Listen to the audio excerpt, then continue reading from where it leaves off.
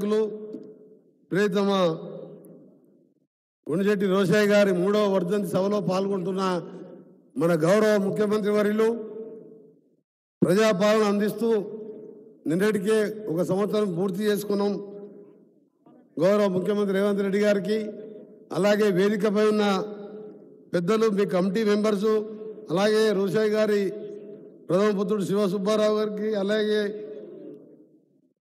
శ్రీమన్నారాయణమూర్తి గారికి, పైడా కృష్ణప్రసాద్ గారు, మన్నాడు సుబ్బారావు గారికి, కాశీ గారు, దామోదర్ గారికి, అలాగే కళామందిర్ కళ్యాణానికి, ఎర్రం విజయ్ కుమార్ గారు, పొట్టి వెంకటేశ్వర గారికి, అనిల్ గారు, మీ కమిటీ మెంబర్స్కు, ముఖ్యంగా ఈ కార్యక్రమంలో పాల్గొంటున్న మా టీజీ వెంకటేష్ గారు పెద్దలు, అలాగే అంబికా కృష్ణ గారికి, వెల్గంపల్లి శ్రీనివాస్ గారు, వేదికపైన మాదాస్ గంగాధరం గారికి, అలాగే ఇక్కడ ఉన్న ఎమ్మెల్యే బి లైలయ్య గారికి, అరకపూడి గాంధీ గారికి, ఇంకా ఆంధ్ర ప్రాంతానికి వచ్చిన శ్రీరామ్ దాతయ్య గారికి, ఎమ్మెల్యే గారికి, ఇంకా చాలామంది ఉన్నారు. మీ అందరికీ కూడా నమస్కారాలు తెలియజేసుకుంటూ ఈరోజు 3వ వర్ధంతి సందర్భంగా ఒక మహనీయుని, కాంగ్రెస్ పార్టీ నాయకుడే కాదు, దాదాపు 48 సంవత్సరాలు ప్రజా జీవితంలో 67 నుంచి 2016 గవర్నర్ పదవి వరకు దాదాపు 48 సంవత్సరాలు ప్రజల కోసం పనిచేస్తూ ఇప్పుడున్న 2 తెలుగు రాష్ట్రాలలో సుపరిచితుడే కాదు, రోషయ్య గారు అంటే వయసులకే కాదు అందరికి కూడా అభిమానించే నాయకుడు ఆయన. సభలో ప్రతిపక్షంలో ఉన్న, అధికార పక్షంలో ఉన్న తనదైన శైలిలో, ఎందుకంటే దగ్గరగా అసెంబ్లీలో 10 సంవత్సరాలు వాడుతూ ఉన్నాం. 2004లో ఆర్థిక మంత్రిగా,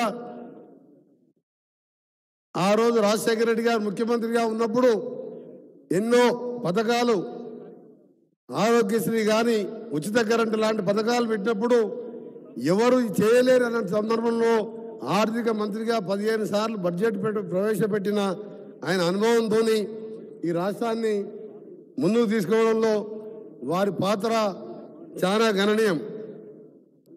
అసెంబ్లీలో ఆయన మాట్లాడుతుండే అందరూ కూడా, ప్రతిపక్ష సభ్యులు కూడా కామ్గా వినేవాళ్ళు. మన గౌరవ ముఖ్యమంత్రి గారు అప్పుడు ఎమ్మెల్సీగా కౌన్సిల్లో ఉన్నాయి. మేము ఇక్కడ అసెంబ్లీలో ఆర్థిక మంత్రిగా ఉన్నప్పుడు ఒక చిన్న సందర్భం చెప్తా. ఆయన ఇట్లా మాట్లాడు, అంత కోపంగా ఆర్గ్యుమెంట్స్ నడుస్తున్నాయి కొన్ని విషయాలలో. అప్పుడు చంద్రబాబు నాయుడు ప్రతిపక్ష నాయకుడిగా లేచి, రోషయ్య గారు నీకు కోపంతో పాటు వయసు పెరిగింది, ఇంకా తెలివి కూడా పెరిగింది నీకు అని చెప్పి వ్యంగ్యంగా అంటే, రోషయ్య గారు ఒక మాట అన్నారు. నిజంగా మానవుడు స్వర్గంలో ఉన్న ఈరోజు మనం ఆయనని ఎమ్మడే 1 నిమిషంలో ఆయనకు ఎమ్మడే మాటలు, బాబు గారు అయ్యా నీకు లాగా తెలివి ఉంటే అంజయ్యనో, విజయభాస్కర్ రెడ్డినో, చెన్నారెడ్డినో, ఇప్పుడున్న రాజశేఖర రెడ్డినో వెన్నుపోటు పొడిచి ముఖ్యమంత్రి అయ్యేవాడిని, నాకు అంత తెలివి లేదు బాబు, నాకు ఉన్నట్టు మాట్లాడని తెలుసని చెప్పేది. అంటే చెప్తున్న ఉదాహరణకు అలాంటి ఎన్నో సందర్భాలు ఉన్నాయి. బడ్జెట్ ప్రవేశపెట్టడం 16 సార్లు ఆ రాష్ట్రంలో అప్పుడు ఉచిత కరెంట్ అంటే అందరు భయపడేవాళ్ళు. మేము ఎప్పుడన్నా పోయి పేపర్లు తీసుకొని పోతే, అయ్యా మీకు నమస్కారం, రాజశేఖర రెడ్డి గారు ఏది పోతే సంతకం పెడతారు కానీ ఇక్కడ ఖజానా ఖాళీ అయింది, ఏం చేయాలని చెప్పి. అంటే నిజమైన వ్యక్తి ఈరోజు 48 సంవత్సరాలు మచ్చలేని జీవితం గడుపుతూ ఇలా మా అందరికీ, నాకు 30 సంవత్సరాలు ఎన్ఎస్వై యూత్ కాంగ్రెస్ ఉన్నప్పుడు, వారు పిసిసి ప్రెసిడెంట్గా ఉన్నప్పుడు ఎప్పుడు కూడా జిల్లా పర్యటనకు తీసుకెళ్లే వాళ్ళం, ఆయన కూడా వెళ్ళే వాళ్ళం. మరొకసారి వారి జ్ఞాపకాలని చేసుకుంటూ మీ అందరికీ కూడా విజ్ఞప్తి చేస్తున్నాం. ఇవాళ ఒక ముఖ్యమంత్రి 24 గంటలు పనిచేసే తెలంగాణ ముఖ్యమంత్రి దొరికింది. గతంలో ముఖ్యమంత్రి అంటే చాలామంది మీరు చూడకుండొచ్చు, 24 గంటలు 365 రోజులు ప్రజల్లో ఉన్న ముఖ్యమంత్రి ఉన్నాడు. వారికి మేమందరం కూడా టీం లాగా మంత్రులు ఉన్నాం, ఎమ్మెల్యేలో ఉన్నాం, ఎంపీలో ఉన్నాం. మీ అందరికీ ఏ కష్టం వచ్చినా మీరు రోషయ్య గారు ఉన్నట్టే అనుకోండి. మీరు రోషయ్య గారికి ఏ విధంగా పోయిందో, ఏ విషయం పనున్నా ముఖ్యమంత్రి గారి దగ్గర రండి. వారి దగ్గర మీకు సమయం దొరకలేంటే మాలాంటి వారి దగ్గర రండి.